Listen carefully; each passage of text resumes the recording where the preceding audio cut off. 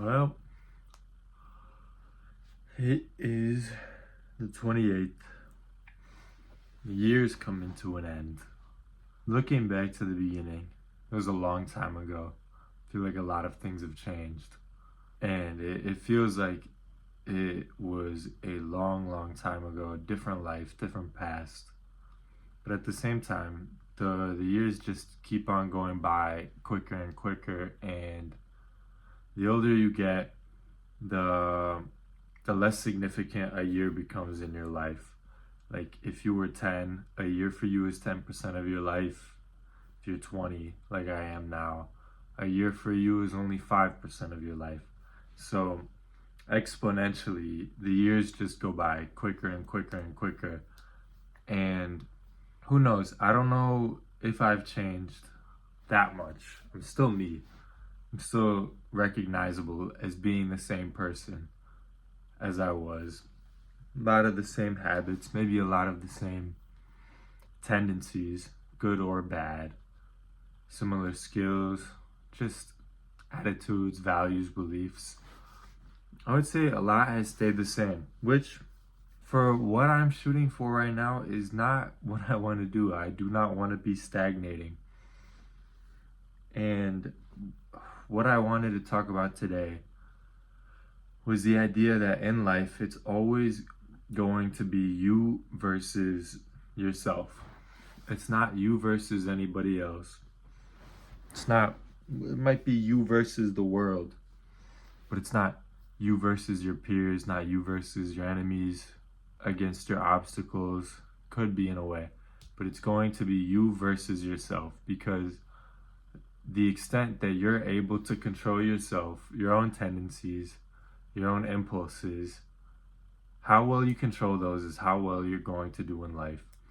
So if you're running a race, or if you're climbing a mountain, let's say, the peak is your goal, you could say it's you versus the mountain, but it's not you versus the mountain. It's you versus all your urges to stop climbing, versus you running out of energy, running out of water, running out of willpower to get to the top. You know you can pull it off, but there's going to be something trying to pull you back down, trying to pull you to turn around and go back home, because it's going to be easier. So climbing that mountain isn't you versus the mountain. The mountain is not a moving thing. It's not a being. It's just a rock, right? It's not fighting against you. It doesn't care if you climb it or not. Life itself, the world doesn't care if you make it or not, if you do the things that you've always set out to do or not. The world doesn't care if any of that happens. The universe doesn't care if you do those things. It's going to be you who cares the most about if you pull off what you wanted to do, if you hit your goals, and if you become the person you want to be. The person that's going to care the most, the thing that's going to care the most in the whole universe about that, about how your life turns out, is you. So it's going to be you versus you, because everybody else is unaffected by what you do. Everybody else is unaffected by if you hit your goal or not. You understand what your goals are. Other people don't know them. And you're the only one influenced, the only one emotionally influenced and attached to what you want to achieve or not, because everybody else has their own thing going on. So it's not you versus them. It's not you versus the world. It's you versus yourself. And it's you versus your own impulses and your own urges. And it's you versus your ability to work hard and focus on something for a prolonged period of time. It's always going to be you versus you. And for me, it's always a battle of me versus me. If I wake up in the morning, it's all about choices. If my alarm rings at 7, let's say, over break, it's me versus me deciding if I should stay in bed for that extra hour or start getting ready for the day. And maybe go to the gym, do something good for myself. Literally nobody cares if I go to the gym that day. Your friends, your family, it doesn't matter. It's arbitrary to them, right? But to you, it's going to be like, I went to the gym, I did a good thing for myself. I feel good, I feel fulfilled, and I feel satisfied. that I went out and I did this thing. I did this hard thing that I know is benefiting myself. And if you don't, on the other hand, you're going to feel guilt and regret. You might think about it before going to bed. When you go to sleep and there's no more time out in the day and you've exhausted everything, you might start thinking about all the things you should have done instead. You're going to be filled with regret. Nobody else is going to feel that regret for you. Nobody else is going to feel bad for you that you didn't do the things that you wanted to. So it's always you versus you. It's going to be that higher self of you, the logical you, that knows that there are things you want to do.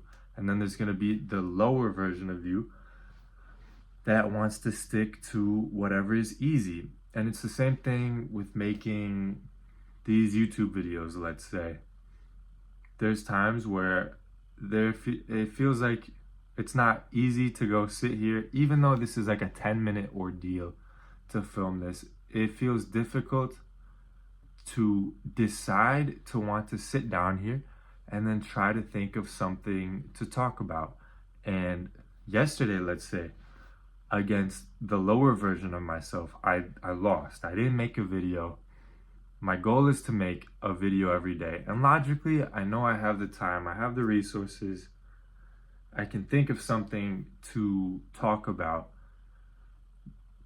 I understand that it should not be that hard to do so, but still, I lost against myself that day. It was me versus me. I made the wrong decisions. And then I go to bed feeling regret that night or thinking that maybe I should have done more. And it's the exact same thing with my studies. The computer science industry is difficult, right? If you want to find a good job, you better know how to program well. You better have all the skills. And, over winter break, it's not the most fun to go and study and try to wrap your head around a difficult topic where your code doesn't work, things aren't running, you're just getting errors. Like, it's hard work for the brain. But logically, you have the time. And if you don't do that, I'm not going to do anything else other than lounge around the house. So my time is going to be wasted anyways. And like in other videos I talked about, if you're not intentional with your time, it's going to fly by anyways. So you may as well do something good with it, or you may as well go and experience something. If you're not being productive, go enjoy that time, go do something else instead. Go hang out with friends, do a hobby, but don't just do nothing, because that time flies by and you never get it back. And then you live an uneventful life with less experience. Why would you ever want to live with less experience? Essentially, just live less. With the same amount of time, live a lesser life.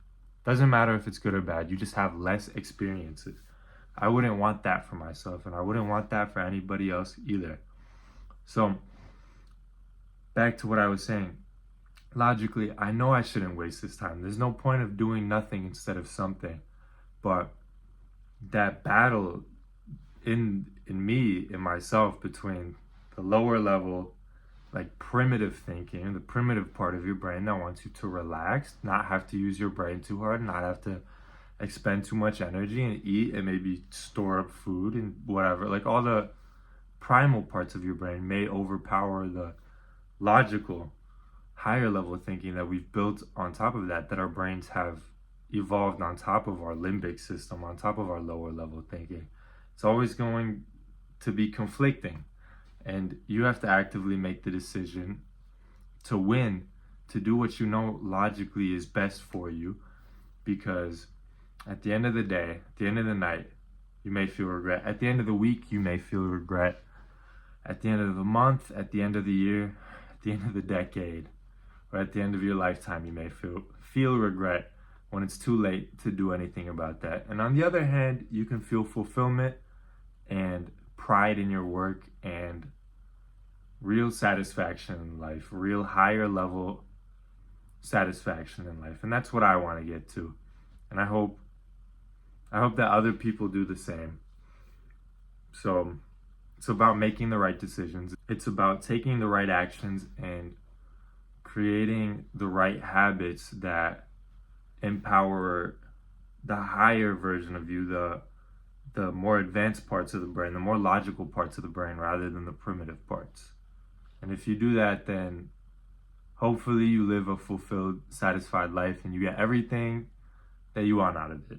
So that's all I have for today. Thank you for watching, and goodbye. Please subscribe, please like, please comment. I'll reply to all the comments and all that too. So thank you for watching, and goodbye.